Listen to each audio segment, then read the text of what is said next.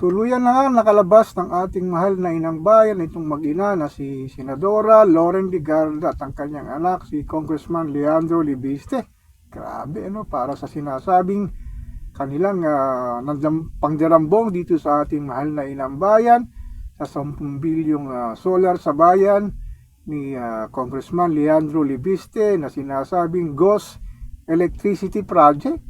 Grabe talaga itong mag-ina na to, Nag-file pa ng leave of absence to si Senadora Loren Legarda sa Senado. Ang kanyang filing date August 10 hanggang 5. Pero anong petsa na ngayon?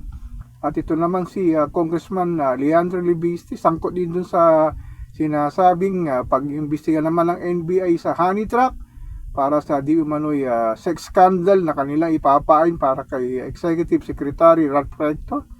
Grabe talaga, nagtaba yung mga klaseng politiko na talagang mamumuno dito sa ating mahal na inang bayan. Lalo na to si Senadora Loren Legarda na isa umanong magaling na senadora.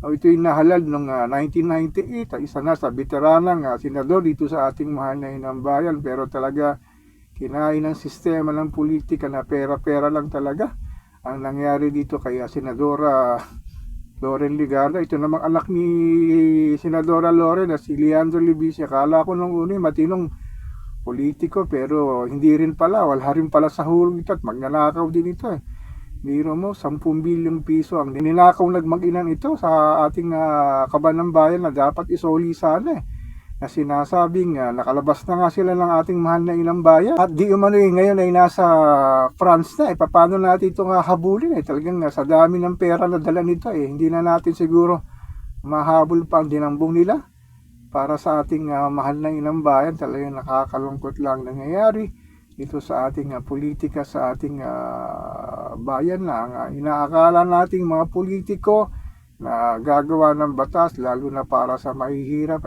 talagang personal na interest lamang kanilang ginagawa, hindi para sa interest ng ating mamamayang Pilipino. Talagang nakakalungkot lang na akala mo itong Senadora Loren Legarda ay matino pero talagang grabe din pala ito sa sinasabing na silaw na sa salapi na nangyayari pera-pera talaga sa mundo ng politika.